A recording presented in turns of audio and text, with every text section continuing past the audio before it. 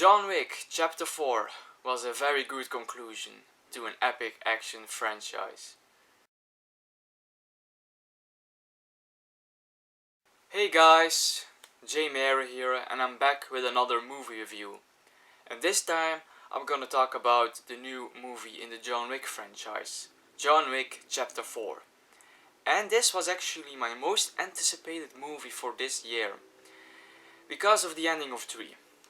The way Chapter 3 ended was sort of a cliffhanger. It ended, well, you really wanted to see more after 3 ended. And yeah, I was very excited to see Chapter 4, but unfortunately, because of COVID, the movie was delayed, and eventually we had to wait 4 years for this movie. And was the wait worth it? Yeah, it was actually worth it. John Wick Chapter 4 is actually a very great action movie. Another great one in this already great action franchise. And yeah, this franchise actually started with a simple revenge movie with the first John Wick back in 2014, and with every new movie this franchise gave us, it was more and more action. And I would say John Wick Chapter 4 is probably the most action-packed of the bunch. But in general, it's a very good conclusion to this epic franchise, so let's talk about it. First, some positives.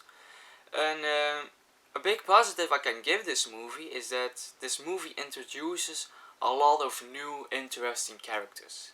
It's not only John Wick that does the fighting in this movie. We also have Koji. Koji is a very interesting character. He is the manager of the Osaka Continental. And yeah, he says very wise things. He's also a great fighter. I think he's a very interesting manager of this Osaka Continental. Even his daughter, Akira, was a very interesting character. She also could fight. Then we also have Kane. Kane is the blind fighter, played by the amazing Donnie Yen. It's very cool to see Donnie Yen in a John Wick movie. And once again he plays a blind fighter. And we also have Tracker. Tracker was also a very interesting character. He and his dog. There are some amazing dogfight scenes in this movie as well, just like with 3. So that is also a plus. Also, an interesting villain. That's another positive I can give this movie. This has a really good villain. The villain Marquise, played by Bill Skarsgård, who does an excellent job playing this villain. And also, surprisingly, they casted Scott Adkins in this movie. Now, the action fans among you will probably know who Scott Adkins is. He's also kind of this action actor, but unfortunately he was was born a bit too late. Like Schwarzenegger, Van Damme, Stallone, Chuck Norris, they all had a career, they were very well known. Scott Adkins, who came a bit later to the party, he's not that well known, but it was very interesting to see him in this movie. He's a bit unrecognizable. They made him fat, but once he started fighting, I immediately know, yeah, that's Scott Adkins. That fight was actually very interesting. That was one of the best scenes of the movie.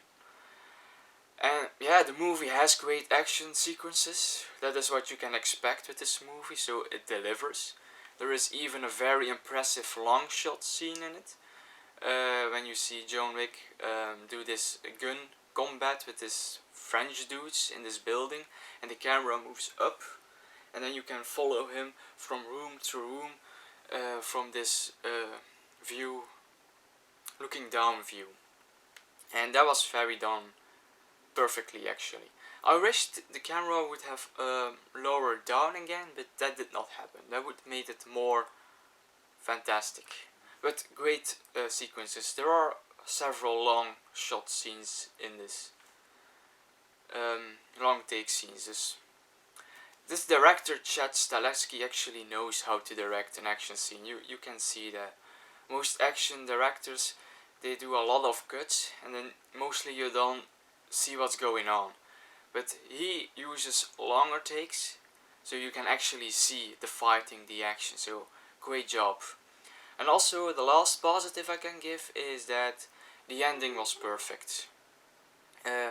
It's not really that action-packed ending you would expect, but it is perfect. I really liked the direction they went for. And like I said, it's a good conclusion. They can really end here and it would have been perfect. So, I don't know, maybe there will be a John Wick 5 or not, but I actually think more John Wick movies are not necessarily more good John Wick movies. So, let's talk about some negatives I have. And a negative I have is that this movie is a bit too much. It's a bit too much action. Also, John Wick seems very invincible in this movie. Especially that Arc de Triomphe scene. It was a very cool setting for an action scene on that Arc de Triomphe with all those cars. But in that scene, John Wick gets hit by a car so many times, it's unbelievable that he always gets up. And that happens a bit too much in this movie. Like, he falls from buildings, he gets hit by cars, and not with big injuries. So, it's not really realistic, and it's a bit a problem in this movie I have. And also, it's a very long movie, and you can feel the length. Like, some of the action scenes take a very long time. And it's all very impressive, all the action we see, but it's a bit too long. And therefore it feels a bit less exciting. So yeah, I think John Wick Chapter 4, as great as it is, it's a bit too much of a good thing, you know? So yeah, it's a bit, sometimes I was a bit bored with all those action and that cannot be the point, it was a bit too much. And that's mostly my big negative on this movie. But all in all, I still think it's a very great action movie. It's definitely worth the name of an action epic. It's a very good conclusion to this epic action franchise. So I would definitely recommend it. It's a great John Wick movie. You know exactly what you're gonna get when you go in. So yeah, those are my thoughts on the movie.